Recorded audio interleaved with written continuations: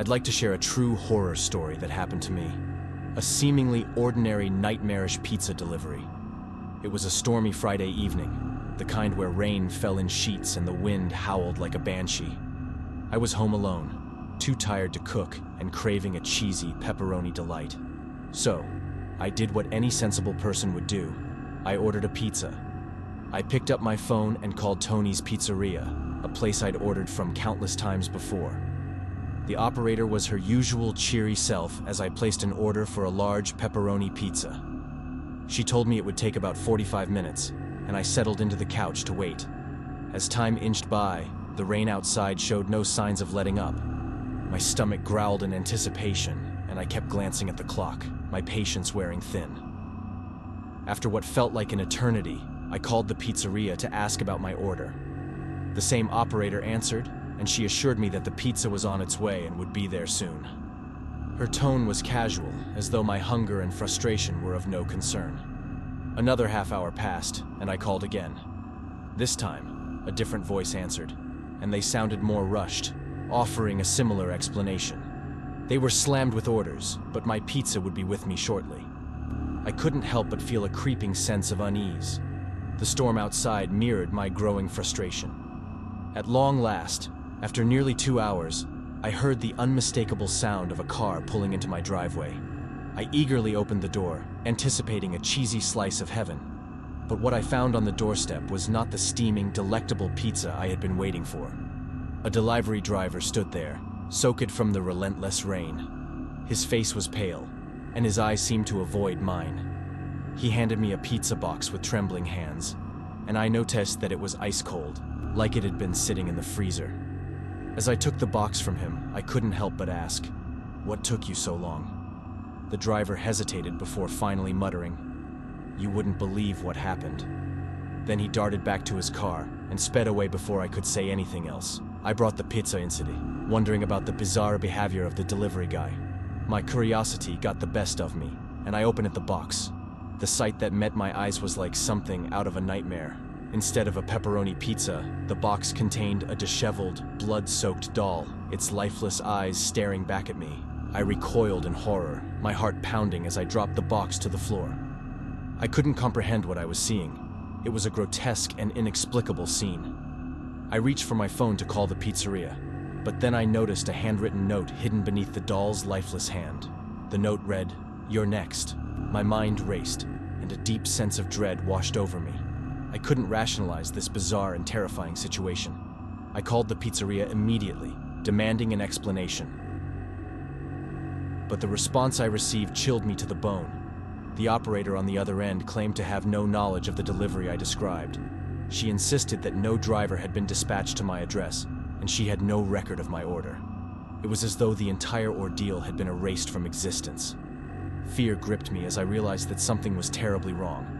I locked my doors and windows, feeling like a prisoner in my own home. I couldn't sleep that night, haunted by the blood-soaked doll and the ominous note.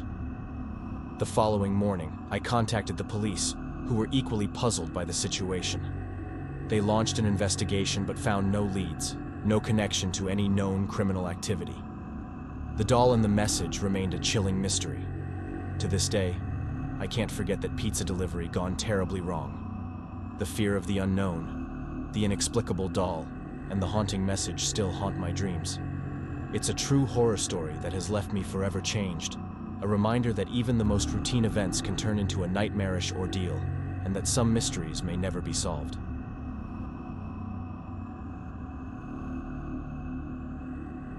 It was a chilly Friday evening, and I had just moved into a small apartment in a quiet neighborhood. My new place was cozy, but the eerie silence of the area made me feel a bit on edge. To unwind from the stress of moving, I decided to order a pizza for dinner from a local joint that had received rave reviews. Little did I know that this simple act would lead to a night of terror I'd never forget. I dialed the number for Sal's Pizzeria, a place recommended by a neighbor. I placed an order for a large pepperoni pizza and was told it would arrive in about 30 minutes. The operator was friendly, assuring me that their pizza was the best in town. As I waited, darkness enveloped my new home, making the silence outside even more oppressive. The minutes passed slowly, and I grew anxious as the estimated time of delivery came and went. I checked my watch, feeling a growing sense of unease. After 45 minutes, I couldn't stand the hunger any longer. I called the pizzeria, inquiring about my order.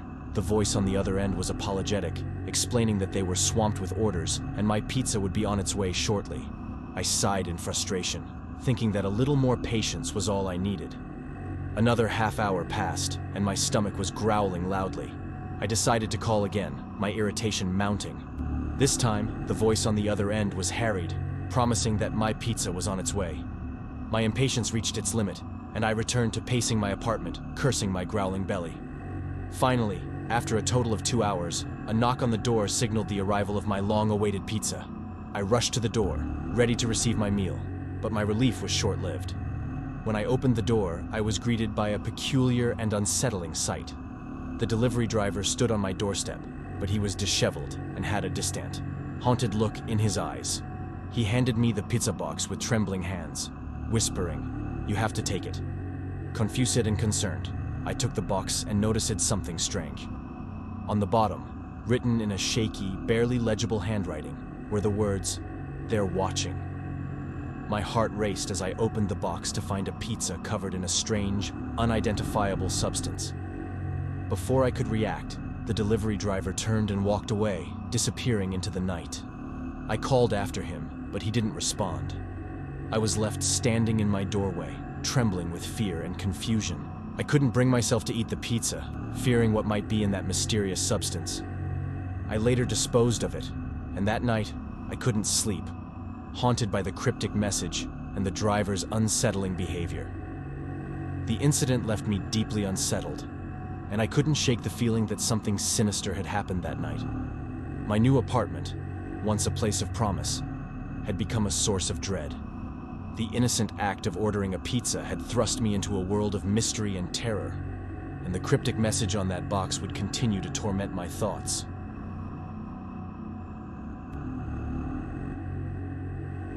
My horror story begins on a seemingly ordinary Friday evening.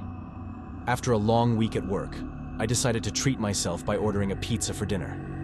I picked up my phone, dialed my favorite pizzeria, and eagerly placed an order for a large pepperoni pizza with extra cheese. Little did I know that this seemingly simple act of ordering dinner would turn into a nightmarish ordeal that I would never forget. The estimated delivery time was 45 minutes, so I settled into my living room, eagerly anticipating the arrival of my pizza. As I waited, the minutes turned into hours, and my stomach growled with hunger. I checked my watch and realized that over 2 hours had passed, far longer than the promised delivery time. Growing impatient and frustrated, I decided to call the pizzeria to inquire about my order. The phone rang several times before someone finally answered.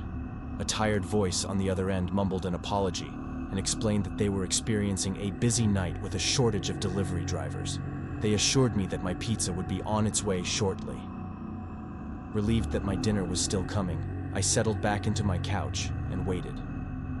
Another hour passed, and I was growing more irritated by the minute. I called the pizzeria again, demanding to know the status of my order. This time, the response was different. The person on the other end sounded surprised and mentioned that my pizza had already been delivered. My heart sank as I explained that I hadn't received anything. The pizzeria promised to investigate the situation and send out a new pizza as soon as possible.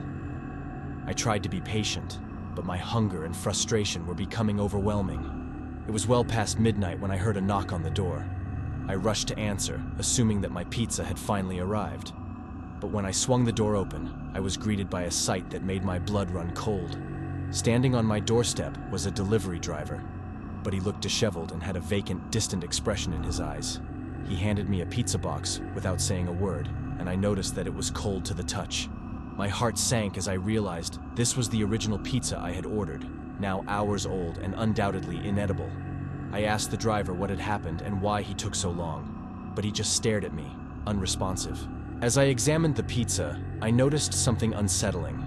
On the box, written in barely legible handwriting, were the words, "Do not open." My curiosity got the best of me, and I decided to lift the lid. What I saw inside still haunts my nightmares. Nestled beneath the cold, congealed cheese and pepperoni slices was a grotesque sight. It was a severed human finger. The nail painted a sickly shade of blue. I recoiled in horror, unable to comprehend what I was seeing. The driver's vacant expression suddenly made sense, as if he had witnessed something equally horrifying. I immediately called the police, who arrived at my doorstep within minutes. They took my statement and the pizza as evidence, promising to launch an investigation into the gruesome discovery. I was left in a state of shock and disbelief, unable to fathom how my innocent pizza order had turned into a terrifying encounter with the macabre. In the days that followed, the police traced the source of the severed finger back to the pizzeria. It turned out that the delivery driver had been involved in a gruesome accident while preparing my pizza, and in a panicked state, he had included the severed finger in the box without realizing it. My once favorite pizzeria was shut down, and I couldn't bring myself to eat pizza for a long time. The trauma of that night still lingers in the back of my mind, a reminder that sometimes, even the most mundane tasks can turn into horrifying experiences that change your life forever.